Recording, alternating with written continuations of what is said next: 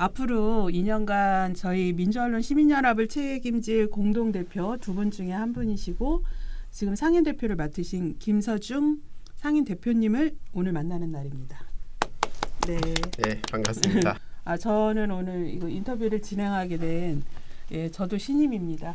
저는 네. 사무처장 신미희고요. 그 다음에 우리 김도환 활동가님 네, 함께하겠습니다. 안녕하세요. 네.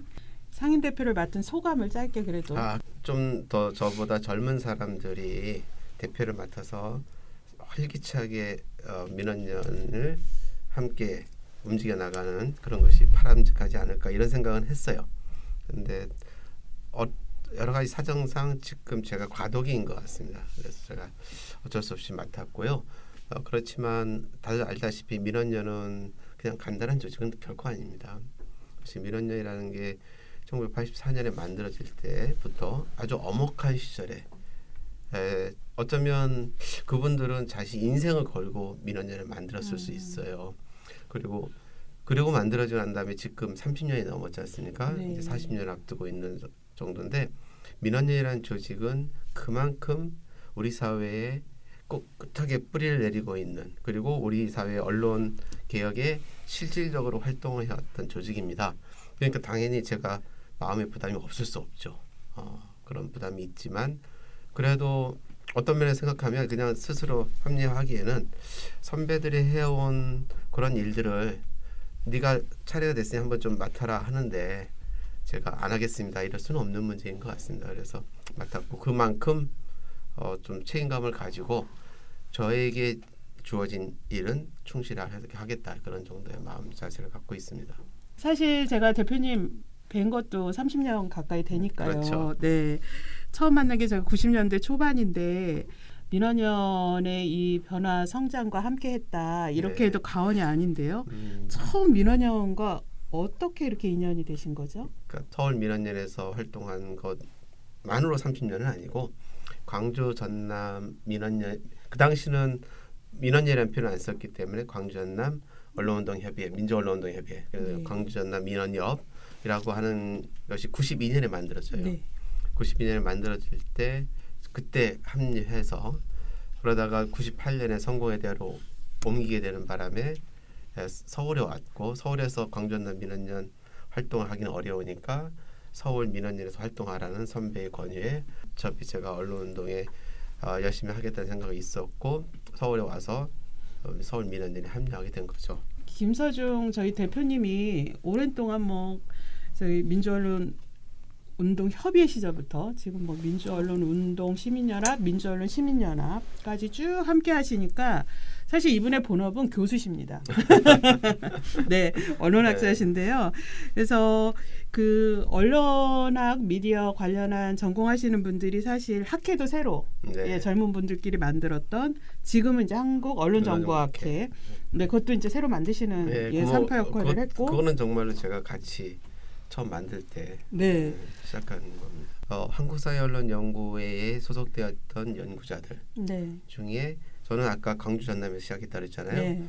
서울 민원연의 간사 겸 어떤 정책위원 겸 이래갖고 정말 그야말로 발벗고 그렇죠. 그냥 몸으로 때운다는 정도까지 하셨던 분들이 많이 있고요. 네. 그분들이 지금 사회적으로 큰 역할들을 하고 계시고요. 네. 또 하나는 한국언론정보학회가 1998년에 네. 학회로 바뀌면서 처음 대외적인 활동을 한 게 언론개혁시민연대를 만들 때 참여한 거였어요. 네. 민원연이 처음에 언론노조하고 제안을 해서 네. 이게 시작된 것이고 그때 당시 학계에서는 한국언론정보학회가 처음부터 참여를 해서 네. 지금까지도 아마 언론개혁시민연대 회원인 걸로 알고 있습니다. 네. 지금 언론중재위원회, 신문발전위원회, KBS 이사회 등 거치신 걸로 제가 알고 있는데 네.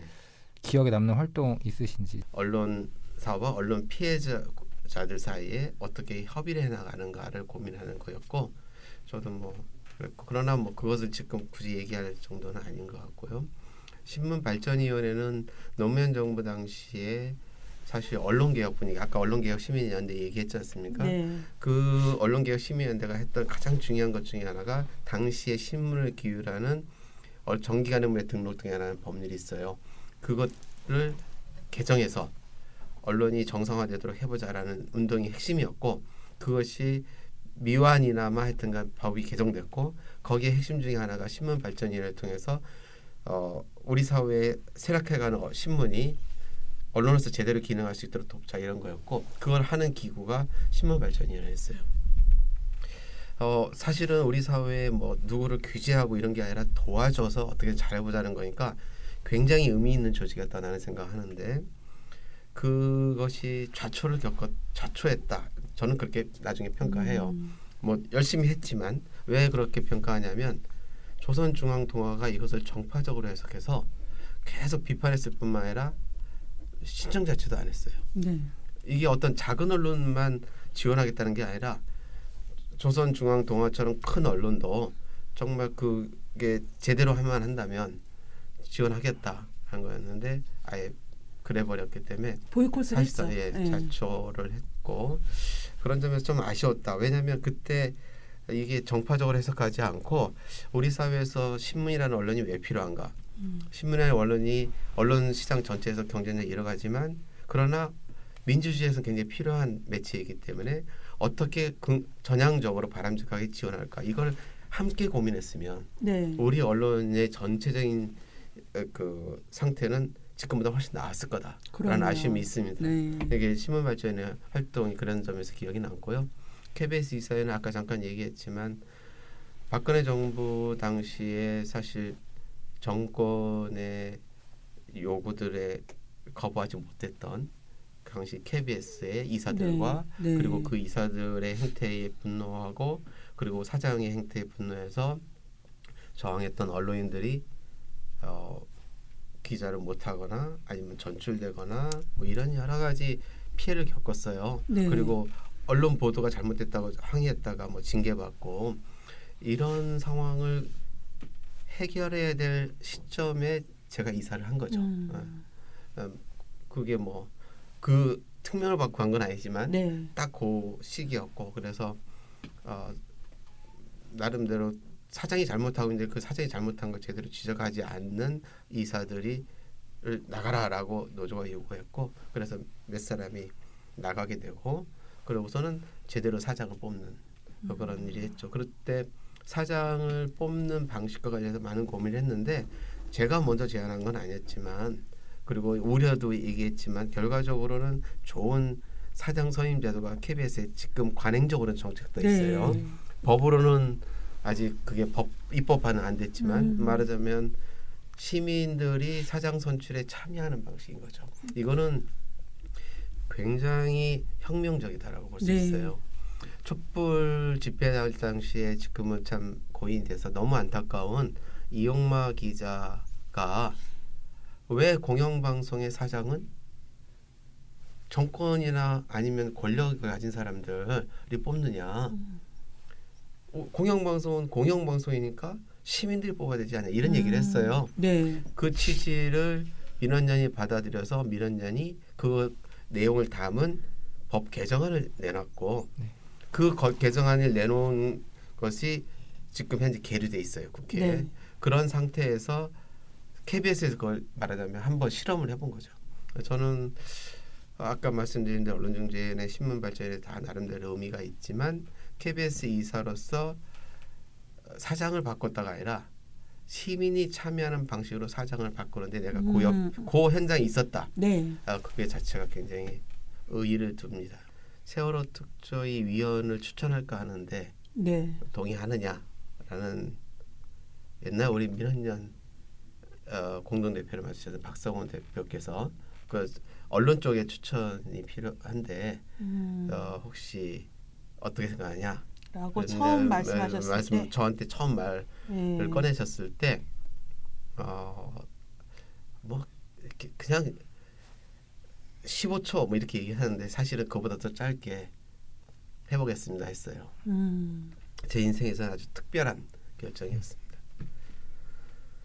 지금도 좀 울컥하는데 네.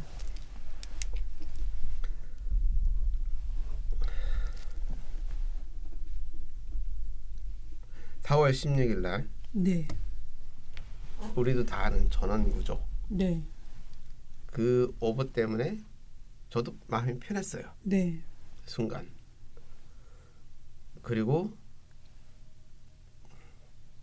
그 많은 학생들이 희생을 했다. 물론 학생만 희생된 건 아니죠. 네. 그러고 나서 이제 시간이 지나면서 언론이 보도하는 걸 보면서 언론학자로서 또 당시도 민원연 활동을 하고 있었으니까 언론운동을 함께하는 사람으로서 이게 참 심각하다고 느껴지지 않을 수 없었어요.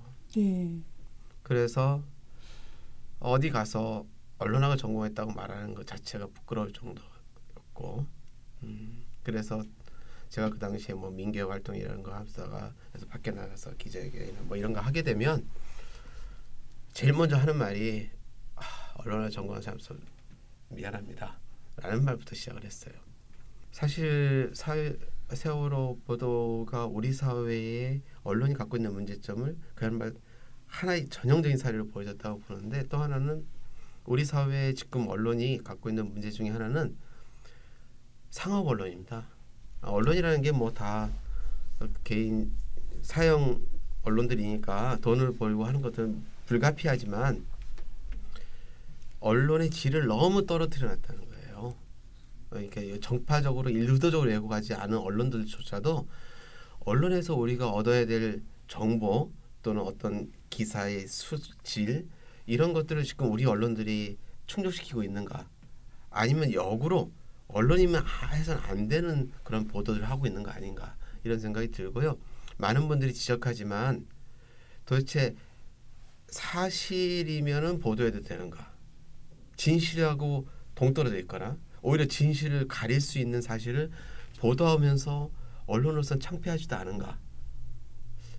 어떤 면에서는 언론이 사실이라고 보도하는 게 사실이 아닌 걸 보도하는 경우는 더 말할 나위도 없지만, 자기네들은 사실이라고 보도하고 있지만 그 사실이 정말 진실인가, 진실에 네. 가까워는 우리 진실의 문을 열어주고 있는가, 이거에 대한 반성이 있는가, 이런 생각. 그것 중에 하나가 상업성이라는 것, 언론 환경의 변화에 잘못된 방식으로 적응한 상업성이 보여준 행태였다. 거기에 아까도 얘기했지만 정파적 성격을 갖고 있는 언론들이 사실은 그걸 더 심화시켰다, 이런 생각을 갖고 했기 때문에 저는 세월호 보도에 심각한 문제 제기가 있었음에도 불구하고 지금 우리나라 언론이 그 틀에서 벗어나지 못하고 있다고 평가하는 겁니다. 왜냐하면 그렇죠. 정파적 언론이 여전히 존재하고 네.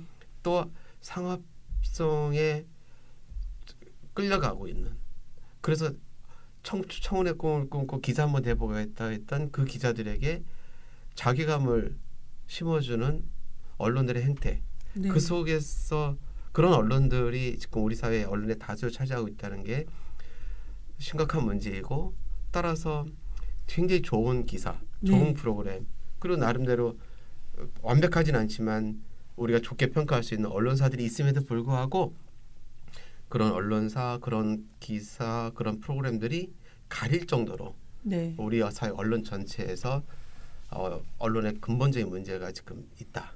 네. 이런 그것 때문에 사람들이 기레기라는 말을 쓰면서 전혀 거리낌이 없다. 네. 근데 이거는 제가 보기에 심각한 문제입니다. 왜냐하면 그래도 언론은 민주주의를 위해서 꼭 필요한 존재거든요. 네.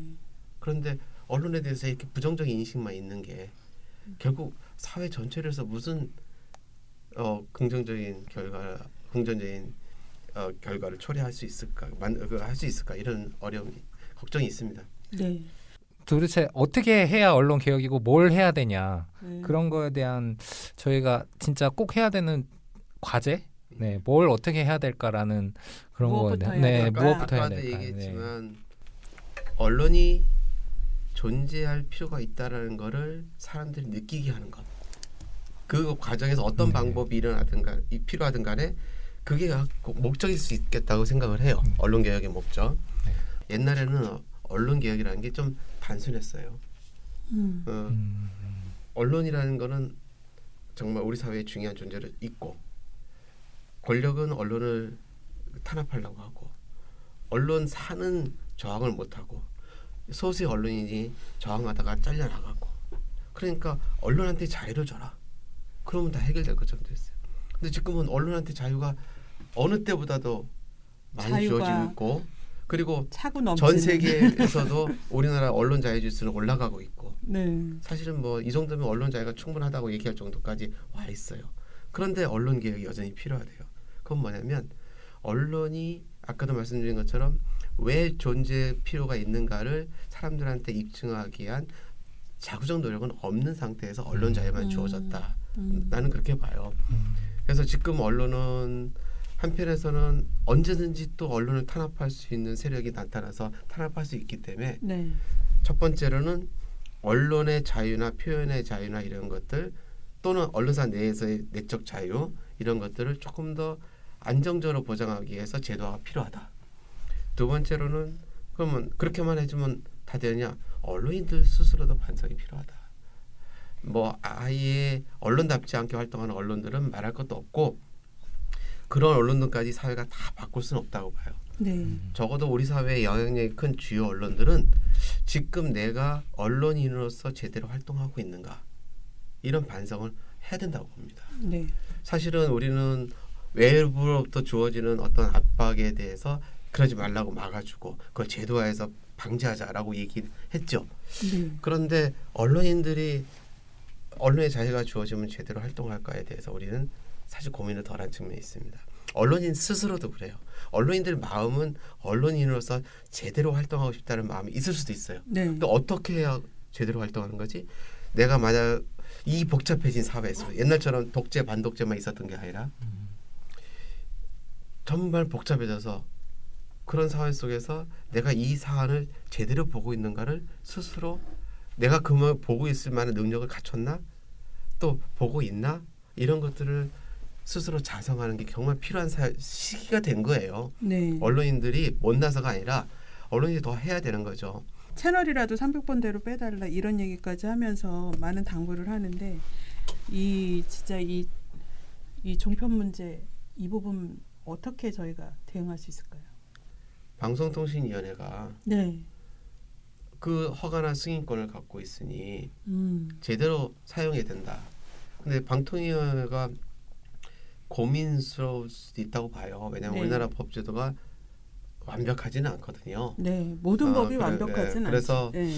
그런데 두세 가지 얘기할 수 있는 게 있어요. 그것 관련. 첫째, 이전 방통위는 지금 현재 방통위 아니라 이전 방통위는 분명하게 문제가 있다고 평가가 돼서 재승인을 취소할 수 있었는데 취소하지 않았다. 봐줬네요. 예. 그런데 이것이 다시 반복돼서는 안 된다. 네. 첫 번째고요. 두 번째로는 재승인 취소할 수 있는 제도가 없어서 못하면 기간을 짧게 해서라도 이 재승인 기간 동안에 재승인 받고 하는 기간 동안에 반성하고 언론답게 활동할 수 있도록 이 분위기를 유도할 필요가 있겠다. 네. 그리고 더 중요한 거는 뭐냐면 방통위가 어떤 종편 재승인하는데 이 법적인 것 때문에 고민이 많다고 하면 그럼 방통위가 해야 될 일은 뭐냐면 네. 다음 제어가 재승인 전까지 잘못된 분명히 사회에서 퇴출돼야 될 언론이 있다면 네. 그 언론을 퇴출시킬 수 있는 제도적 장치를 마련하기 위해서 적극적으로 노력해야 되는 거죠. 또 하나는 그러나 이 모든 게 민주주의 사회에서 가장 큰 힘이고 가장 먼 것 같아도 가장 실효성 있는 방법은요. 이 사회의 주체들이 그거를 거부하는 겁니다.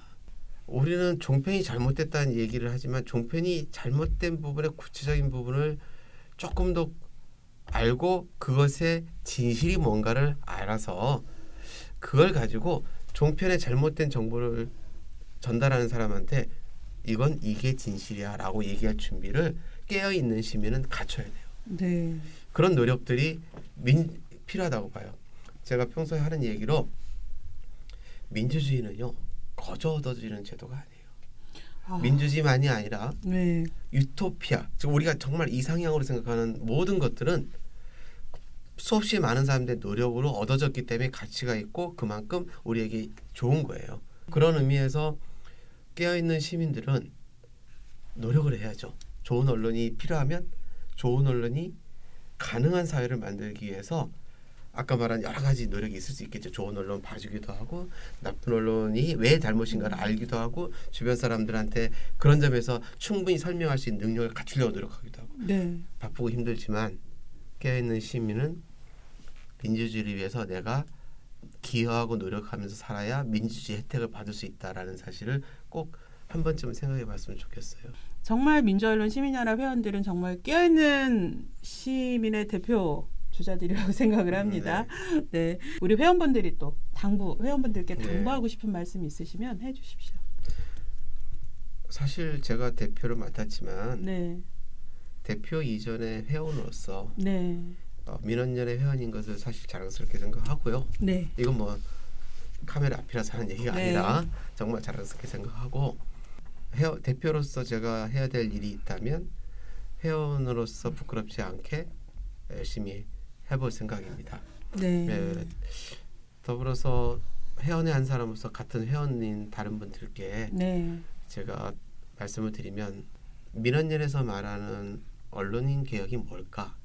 민원연에서 말하는 좋은 언론이란 뭘까? 또 언론이 어떤 문제가 있을까를 조금이라도 이해를 해서 주변에 회원이 안 되더라도 민원연이 생각하는 좋은 언론, 민원연이 생각하는 문제 언론들이 본질이 뭘까를 같이 공유하는 노력을 우리 회원들이 해줬으면 좋겠어요. 네, 그리고 그런 것에 필요해서 만약에 조금 더 많은 그것에 도움이 되는 콘텐츠가 필요하거나 교육이 필요하면 민원연 사무처에다 요구하세요. 우리가 이런 게 더 해달라. 그럼 우리가 그런 걸 가지고 뭘 해보겠다.